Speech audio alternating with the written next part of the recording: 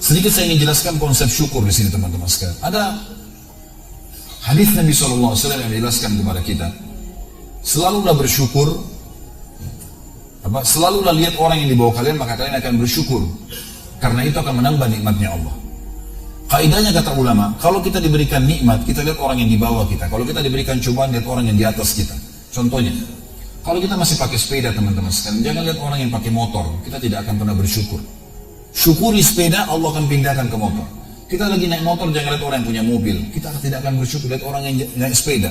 Kita punya mobil satu tahun 2012, jangan lihat orang yang 2015, tidak akan bersyukur. Syukur yang ada. Kita pakai mobil satu, jangan lihat orang punya dua mobil, kita tidak akan bersyukur. Selalu lihat orang yang di bawah, kata Nabi SAW. Kita jalan kaki pun, naik sepeda ada orang jalan kaki. Kita jalan kaki ada orang yang puntung kakinya. Gitu kan?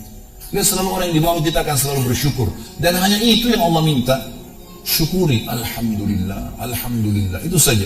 Sebagian ulama salam dari sahabat dan tabi'in teman-teman sekalian, kalau lagi bergerak, bekerja, jalan, beraktivitas, lisan mereka kalau tidak lagi ngobrol sama orang, kalau bukan Alhamdulillah, Astagfirullah. Dua saja. Syukuri nikmat Allah, bertobat kalau ada dosa. Ini dua kata kuncinya. Alhamdulillah, Alhamdulillah, Alhamdulillah. Terus Astagfirullah, Astagfirullah, Astagfirullah. Terus begitu, berzikir kepada Allah SWT. Sampai dinukil Syekh bin Baz rahimahullah, seorang mufti Saudi yang sudah meninggal, aslinya dari Yaman tapi warga negara Saudi yang buta matanya. Beliau rahimahullah, kalau lagi terima telepon, dinukil oleh dari murid-muridnya, kalau lagi terima telepon, kalau beliau lagi dengarkan pembicaraan orang yang sedang mengeluh, beliau sambil berzikir. Alhamdulillah, Alhamdulillah, Alhamdulillah, Subhanallah, Alhamdulillah, la ilaha illallah, Allahu Akbar, Astagfirullah. Lagi berzikir, gitu kan? Kalau sudah saatnya beliau jawab. Jadi tidak ada waktu jeda kosong. Selalu berzikir kepada Allah Subhanahu Wa Taala. Jeda lampu merah teman-teman sekalian, berzikir kepada Allah. Alhamdulillah, Alhamdulillah, syukuri terlalu nikmat Allah. Karena ini passwordnya, ini kata kunci untuk bertambah nikmat. Dengan kalimat itu. Cuma sayangnya kita mau bersyukur, ya, kalau kita anggap itu nikmat. Saya menemukan penelitian saya pribadi di teman-teman di lapangan kita ini. Kenapa banyak umat Islam yang jarang bersyukur? Karena mereka mau bersyukur kalau yang sudah dianggap oleh dia nikmat. Kalau yang dia belum anggap nikmat, dia tidak bersyukur. Misal, targetnya mobil, Allah masih kasih motor. Dia tidak syukur itu motor. Kamu naik apa datang? Naik motor. Mana motor kamu? Itu tuh yang sudah butut, sudah 5 tahun. Padahal motor ini sudah banyak ngantar dia kemana-mana. Gitu kan? Coba Alhamdulillah ini motor saya Masya Allah berjasa. Insya Allah sebulan kemudian Allah ganti. Gitu. Syukuri dulu yang ada. Gitu kan? Orang banyak mengeluh, tidak mau bersyukur. Karena dia belum anggap nikmat. Dia targetnya rumah besar, Allah masih kasih rumah kecil. Tidak disyukuri. Ini rumah saya, tapi sering gini, tapi masih kecil, tapi masih begini. Ada orang subhanallah dari pertama ketemu sampai pisah semuanya keluhan. Istri saya begini, suami saya begini, pembantu saya begini, kerjaan saya begini, semua keluhan. Tidak pernah lisannya mengatakan Alhamdulillah. Bagaimana Allah mau tambah nih? Gak mungkin. Baik, tingkatan manusia. Kalau kita diberikan cobaan, lihat orang yang lebih berat teman-teman saya. Kalau kita flu, ada orang flu dan demam. Jangan lihat orang yang sehat, karena kita tidak bersyukur gitu kan. Atau kita tidak bisa sabar. Kalau kita flu dan demam, ada orang flu demam rematik. Kita flu demam rematik, ada orang stroke. Kita stroke, ada orang meninggal. Maksimal mati, gitu kan. Baik, ada orang yang lebih berat daripada kita, maka kita selalu bisa menjalani kehidupan. Gitu kan? Harus begitu memang konsepnya. Dan kata para ulama, manusia ada 3 tingkatan. Tingkatan pertama, tingkatan orang yang paling bawah, bobrok sekali. Dikasih nikmat, tidak pernah bersyukur, apalagi cobaan. Ini orang dari pertama ketemu sampai pulang tadi keluhan semua. Semuanya keluhan, tidak pernah saya bilang Alhamdulillah. Bagaimana keluarga kamu? Istri saya cerewet, suami saya jahat, ini, kerjaan saya tidak baik, saya kerja begini. Padahal dia hidup nih, nafasnya masih masuk gratis nih, nafas. Padahal kalau dia sesak nafas, bayar tabung berapa juta tuh di rumah sakit. Masih bisa bernafas, tidak bersyukur kepada Allah SWT. Ini manusia paling buruk. Apalagi kalau cobaan datang, flu satu kampung tahu dia flu tuh. Ada golongan yang kedua, orang mukmin. Ini standar, kata Nabi SAW, ajaban di amri mu'min. Sungguh mengagumkan perkara orang mukmin. Wala yakunu dzalika illa lil mu'min. Dan itu tidak dimiliki kecuali orang beriman. In asabahu sarra syakara, in asabahu dharra sabar. Kalau dia diberikan nikmat dia bersyukur, kalau diberikan cobaan dia bersabar. Udah. Dan sabar ini teman-teman sekalian tangkap definisi dari saya. Sabar itu bukan elus dada duduk manis, salah. Indonesia juga itu sabar, ya disuruh duduk.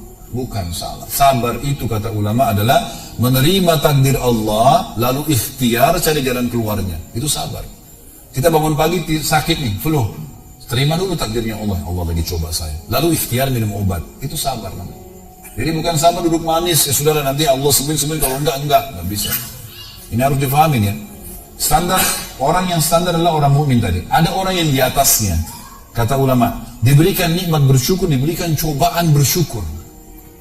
Ini tingkatan tertinggi. Selalu lisannya pun bersyukur. Bahkan sebagian ulama salaf dari sahabat dan tabi'in, mereka malah bermuhasabah, beristighfar kepada Allah kalau dalam 1 tahun tidak pernah sakit.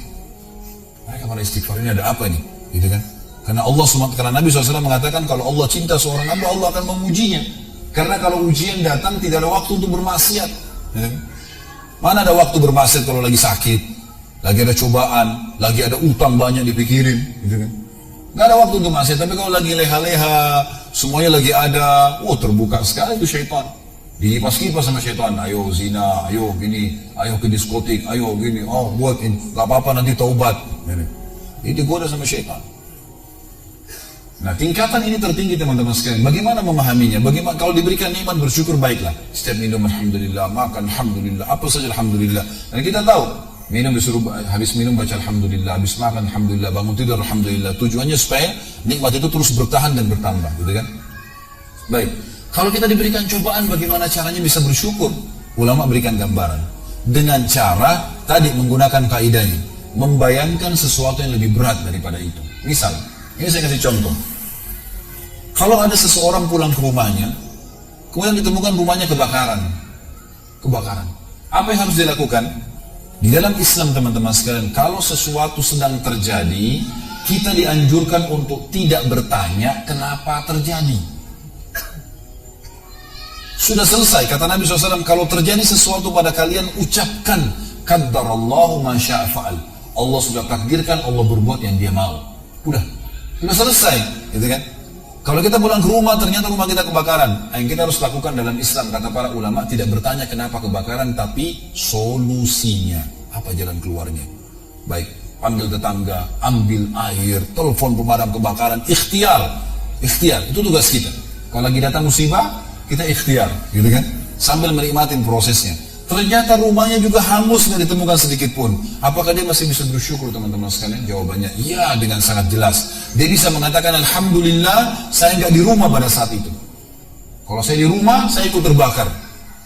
Dan puncak daripada masalah kalau seseorang sedang ditimpa musibah, teman-teman sekalian, kata ulama, adalah puncak mustajabnya doa. Puncak mustajabnya doa. Jadi kalau musibah sedang datang, itu luar biasa hubungan seorang hamba dengan Tuhannya. Allah ijabah doa-doanya itu. Apalagi kalau dia terzalimi, itu luar biasa. Kesempatan. Kenapa? Pas kena. Baik. Saya pernah punya pengalaman teman-teman sekalian. Waktu itu namanya manusia dicoba. Saya pernah ada cobaan, ada beberapa hal yang saya ingin bayar di Jakarta dan terlambat. Saya datang mau khutbah Jumat di masjid. Ini bukan masalah riya. Jadi antum bisa menceritakan sesuatu kalau bisa bermanfaat bagi orang dan kontrol masalah riyanya. Fa'amma binikmati rabbika fahaddits. Nikmat Tuhanmu ceritakan, hai Muhammad, kalau memang bisa memberikan manfaat kepada orang lain. Dan bukan riya itu kan kalau kita iyakan, kalau kita tidak iyakan tidak akan riya. Makanya Sa'id bin Musayyib rahimahullah pernah berkata, saya 40 tahun sholat, jadi kan, selama 40 tahun tidak pernah ketinggalan takbiratul ihram pertama imam. Dia ceritakan tentang dirinya. Dia tahu dirinya nggak riya, dia cuma berikan manfaat kepada orang. Sementara Nabi SAW mengatakan siapa yang bisa menjaga 40 hari saja, tidak kehilangan takbiratul ihram pertama imam Allah Akbar dan juga Allah Akbar, maka dia diselamatkan dari sifat kemunafikan. Selamanya nggak pernah dusta itu. Selamanya nggak bakal ungkirin janji, selamanya tidak akan berkhianat di amanah, gitu kan? Baik, teman-teman sekalian, saya pernah ada di musibah, kemudian ada masalah yang saya hadapi. Lalu saya datang mau khutbah Jumat, waktu itu masih agak lama, sekitar jam 10:30, jam 12 duhurnya. Saya masuk belum sholat duha, saya masuk masjid, saya sholat. Subhanallah, saya masuk di depan mimbar, saya yakin tidak ada orang lihat. Lagi sholat, sujud, saya lagi asyik betul. Saya rasakan kenikmatan sujud dalam berdoa itu. Pada saat musibah, beda sekali dengan sekarang. Sekarang saya mau coba nangis, nggak bisa. Susah. Pada saat itu nangis sama Allah, ya Allah mudahin, ya Allah gini, ya Allah mudahin. Kita enak sekali kayak lagi curhat sama Allah gitu.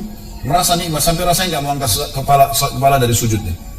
Selesai salam, subhanallah, saya duduk sambil mau baca surah Al-Kahfi di hari Jumat.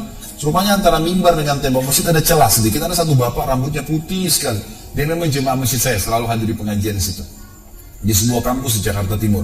Kemudian dia masuk ke depan mimbar, lalu dia bilang, Ustaz, saya mau tanya, Ustaz sudah pernah susun belum doa-doa yang sering dibaca di khutbah Jumat? Saya pengen tahu dari Al-Quran. Saya bilang, belum Pak, belum susun sampai sekarang. Tapi insya Allah waktu kalau Allah mudahin saya susun gitu. Ternyata bukan itu yang dia mau tanyakan. Dia bilang, Ustaz saya mau tanya, tadi Ustaz saya sempat lihat sujud, kok lama? Lagi baca apa Ustaz? Gitu. Saya bilang, enggak Pak, saya lagi ada masalah sama Allah. Saya curhat sama Allah, enak, merasa nyaman, cuma itu saja gitu. Lalu dia bilang, ini seperti peringatan Allah dari lisan dia, dari Allah melalui lisan orang ini. Orang tua sudah rambutnya putih semua, mungkin umurnya 85 tahun, 90 tahun, tua sekali. Orang ini. Dia mengatakan, Ustaz perlu tahu, saya sampai rambut saya seputih ini belum pernah saya rasakan nikmatnya sujud seperti itu. Saya berharap saya bisa sujud dan menangis seperti itu. Berharap satu kali saja, seumur hidup saya. Saya tiba-tiba berkata, subhanallah, kayak Allah sedang sampaikan kepada saya, kalau saya tidak timpakan musibah ini padamu, hai Khalid, kau tidak akan rasakan nikmat untuk sujud. Gitu kan? Jadi musibah tuh datang kepada kita sebuah hal yang luar biasa. Musibah bisa disyukurin, gitu kan? Alhamdulillah, kita harus mengatakan begitu. Teman-teman, ada hal-hal yang kadang-kadang kita anggap buruk, tapi sebuah nikmat dari Allah Subhanahu Wa Taala. Saya kasih contoh. Lapar misalnya, haus, capek. Kira-kira di sini mau lapar nggak? Mau haus nggak? Mau capek nggak? Umumnya orang menjawab tidak. Kenapa orang tidak mau lapar, tidak mau haus, tidak mau capek? Tapi kita lupa teman-teman sekalian, tanpa lapar tidak enak kita makan. Tanpa haus tidak enak kita minum. Tanpa capek tidak enak kita istirahat. Coba, ya. Kalau antum lagi habis makan 2 piring udah kenyang, dihidangkan lagi ayam bakar, kambing bakar, sapi, macam-macam. Masih mau makan? Coba kalau lagi lapar, tempe sama sambal sama nasi, enak? Luar biasa. Kalau lagi haus, kering tenggorokan, dikasih air es, minum, nikmatnya luar biasa. Coba kalau lagi tidak haus, Pak mau minum apa? Ibu mau minum apa? Apa ya? Dia sendiri mau minum apa? Karena nggak haus. Coba kalau haus, air es, minta khusus air es. Coba kalau dari pagi teman-teman disuruh tidur sampai malam. Malam sudah tidur lagi, mau tidur nggak? Coba kalau kita banting tulang, kerja capek, malam tidur 3 jam, enak nggak? Makanya mulai sekarang kalau lapar, haus, capek, bilangnya apa? Bukan adu lapar, bukan adu haus, bukan adu capek. Alhamdulillah lapar. Karena lapar masih enak seperti makan, enak lahap. Gitu kan. Harusnya begitu. Jadi Allah Subhanahu Wa Taala memberikan kita yang di mata manusia pun cobaan sebenarnya sebuah nikmat yang luar biasa. Tingkat level tertinggi teman-teman adalah nikmat ada, alhamdulillah. Cobaan ada, alhamdulillah. Luar biasa.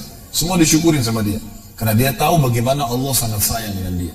Bahkan kata Nabi SAW, Inna Allah idha habba abdan ibtalah. Allah kalau cinta seorang hamba, Allah akan mengujinya. Allah uji dengan ujian, gitu kan? Jadi ujian itu akan membuat dia lebih dekat dengan Allah.